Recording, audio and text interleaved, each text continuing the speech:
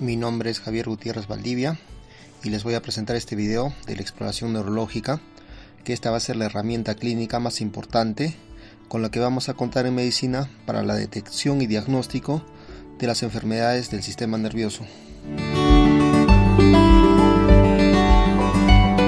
Comenzaremos por la descripción del estado de alerta, en el cual se describen 5 estados. 1. Alerta o despierto. El paciente tiene los ojos abiertos, interactúa y responde adecuadamente a los estímulos verbales. 2. Confusión. El paciente tiene los ojos abiertos e interactúa, pero tiene disminuida su capacidad de atención. 3. Somnolencia o letargo. El paciente tiende a quedarse dormido si no es estimulado de alguna manera. 4. Estupor. El paciente tiene los ojos cerrados y solo tiene alguna respuesta cuando el estímulo es muy intenso o doloroso. Y 5. El coma. No existe respuesta alguna a estímulos. Ahora pasaremos a evaluar las funciones cerebrales superiores. Primero tenemos a la orientación. En persona se le pide que diga su nombre completo, lugar, se le pregunta si sabe dónde se encuentra, y tiempo, se le pide que diga la fecha actual. Después tenemos al lenguaje, que primero vamos a evaluar el lenguaje espontáneo. Por ejemplo, se le puede pedir que describa a qué se dedica, y aquí vamos a evaluar si el lenguaje está bien articulado o si algunas palabras no se entienden bien, si es que estas respuestas son coherentes a la pregunta, si tiene una adecuada estructura gramatical. Ahora pasaremos a evaluar la memoria. Para la evaluación de la memoria de corto plazo, se le puede pedir al paciente que memorice una lista de 3 objetos y unos minutos después se le pide que los recuerde.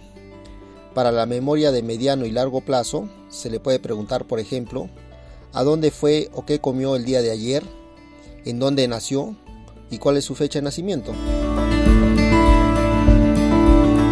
Luego pasaremos a examinar la praxia, para tener conocimiento de las actividades cotidianas de nuestro paciente. Por ejemplo, se le puede pedir que se persigne, que simule como si que se está haciendo un nudo de corbata o que se ate los cordones de los zapatos.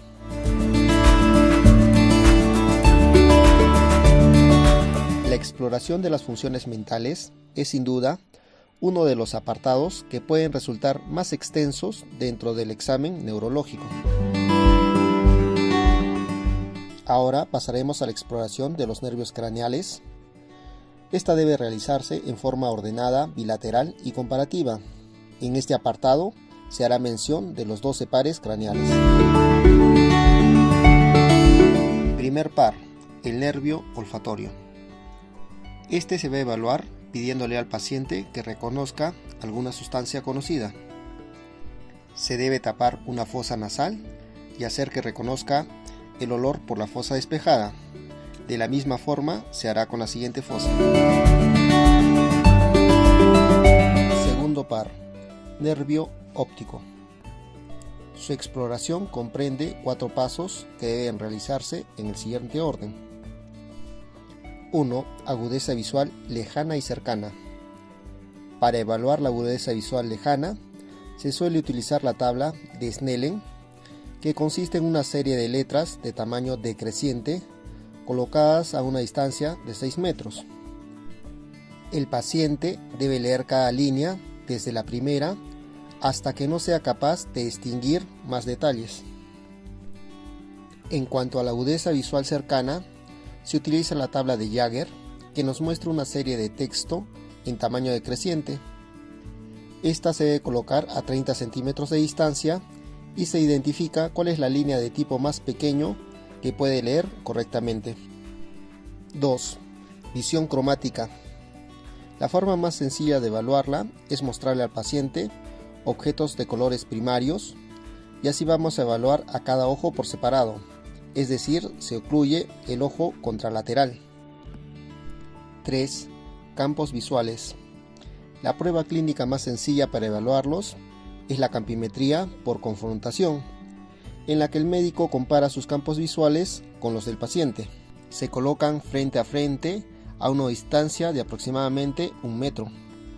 Ambos cubren un ojo de manera contralateral. El médico cubre el ojo derecho y el paciente cubre el ojo izquierdo, y deberán mantenerse mirando fijamente el ojo descubierto del otro. El médico desplaza su dedo índice o algún otro objeto a lo largo de los principales ejes del campo visual, a la misma distancia de ambos, y el paciente deberá indicar cuando vea o deje de ver el dedo o el objeto del médico. 4. Examen de fondo de ojo. Esta se realiza con la ayuda del oftalmoscopio. Nervios oculomotores. Tercer, cuarto y sexto par. Estos nervios se evalúan en conjunto, ya que todos inervan a los músculos relacionados con los movimientos oculares. Motilidad extrínseca del ojo. Durante esta exploración, el médico debe estar mirando continuamente los movimientos oculares del paciente, para así evaluar si son conjugados y simétricos. Debe inspeccionar la amplitud y la simetría de la hendidura palpebral, ya que la paresia completa del tercer nervio produce caída del párpado o ptosis palpebral. Inspeccionar que la mirada conjugada sea normal, es decir, que ambos globos oculares se encuentran simétricos en posición central cuando se encuentran en reposo y no presenten ninguna desviación. Para la exploración de los movimientos oculares, se pide al paciente que siga con la vista un objeto o el dedo del explorador, el cual deberá moverse en las direcciones de la mirada. Lateral, músculo recto externo inervado por el sexto par. Medial, músculo recto interno inervado por el tercer par. Arriba y lateral, músculo recto superior inervado por el tercer par. Abajo y lateral, músculo recto inferior inervado por el tercer par. Arriba y medial, músculo oblicuo inferior inervado por el tercer par. Abajo y medial, músculo oblicuo superior inervado por el cuarto par. Y se sugiere hacerlo tomando como referencia el esquema de la doble H con un movimiento radial. Ahora evaluaremos la motilidad intrínseca del ojo, que está dado por el tercer par. Acá evaluamos la morfología y el diámetro de las pupilas, la forma, si son circulares, el contorno, si es regular, su situación, si es central, y el tamaño, que debe ser de 2 a 5 milímetros, así también como la simetría, si son iguales en tamaño o si hay algún tipo de asimetría. Los reflejos pupilares, preferentemente oscurecer la habitación. Se trata de reflejos mixtos en los que participa tanto el segundo par como el tercer par. El reflejo fotomotor directo, en el cual se hace dirigir un haz luminoso desde la oreja hacia el ojo a examinar, sobre la pupila, y se deberá observarse una contracción de la pupila, es decir, una miosis en el ojo estimulado.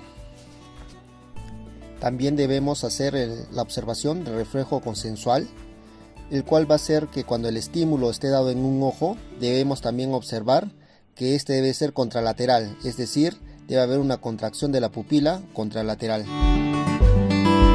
El nervio trigémino, el quinto par, se trata de un nervio mixto, pues se encarga de transmitir la sensibilidad de la cara y dar la inervación motora de los músculos de la masticación. Por lo tanto, se evalúan sus funciones motora y sensitiva.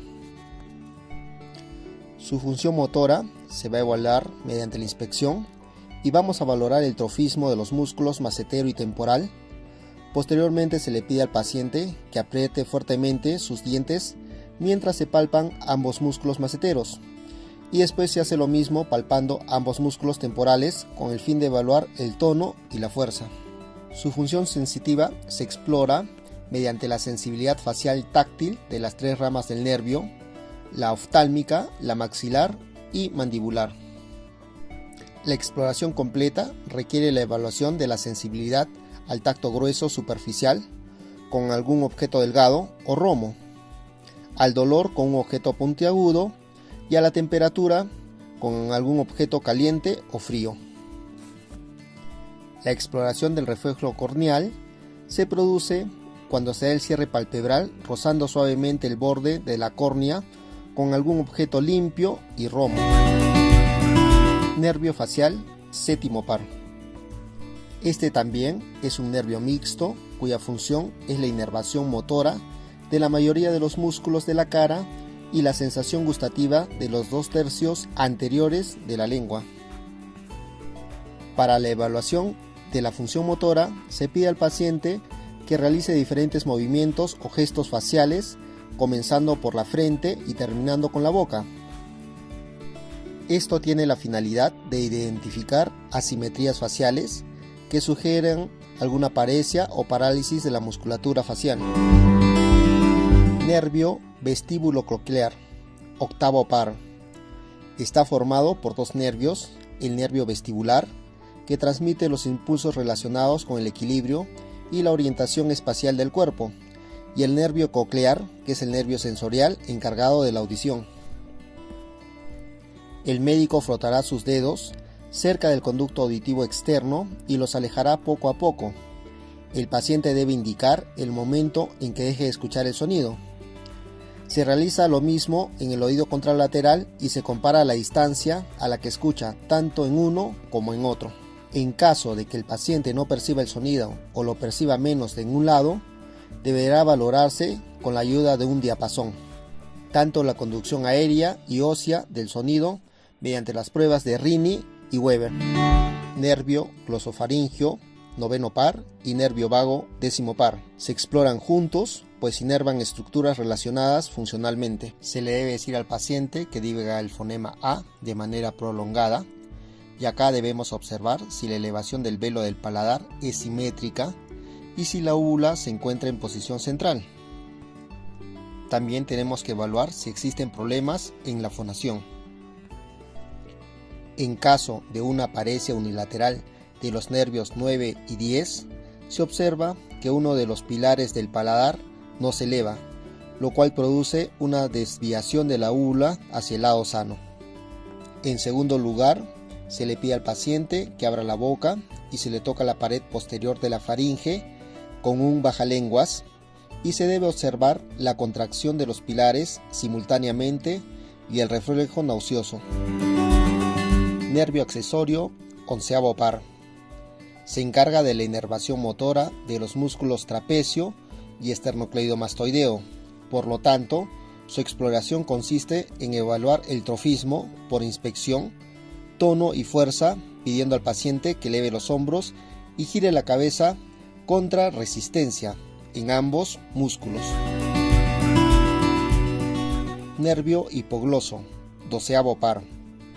Al dar inervación motora de la lengua, se explora solicitando al paciente que la protuya y la movilice en todas las direcciones. Ahora pasaremos a ver el apartado de la exploración del sistema motor. La exploración de la motilidad voluntaria se explora evaluando 5 aspectos del músculo: el trofismo, el tono, la fuerza, los reflejos de estiramiento muscular y finalmente los reflejos anormales o patológicos. Para evaluar el trofismo, esta es una valoración subjetiva de la masa muscular y su volumen. Es dependiente de la experiencia del médico, pues se realiza por simple inspección y será este el último quien determine si un músculo posee una configuración normal o si se encuentra demasiado pequeño o demasiado grande. El tono puede definirse como la resistencia pasiva al movimiento que presenta un músculo que se encuentra voluntariamente relajado. La manera de explorarlo es palpando la masa muscular y realizando estiramientos y acortamientos pasivos de los distintos grupos musculares en las 4 extremidades. La evaluación de la fuerza se evalúa en grupos musculares, pidiendo al paciente que realice movimientos activos en primera instancia, solo en contra de la gravedad y después en contra de una resistencia impuesta por el médico. Los músculos que se evalúan de manera rutinaria son el bíceps y tríceps en las extremidades superiores mediante la flexión y extensión del codo, cuádriceps e isquiotibiales, bíceps semitendinoso y semimembranoso en las extremidades inferiores mediante la extensión y flexión de la rodilla. Esta exploración debe hacerse siempre de manera comparativa entre el lado izquierdo y derecho y palpando el músculo explorado para percibir la contracción muscular. La evaluación de los reflejos de estiramiento muscular. Un reflejo de estiramiento muscular es una respuesta motriz independiente de la voluntad, provocada inmediatamente después de la aplicación de un estímulo mecánico. Por ejemplo, el golpe con el martillo de reflejos sobre los tendones. Dicho estímulo produce un estiramiento súbito del músculo y como respuesta existe una contracción, es decir, un acortamiento del músculo estimulado.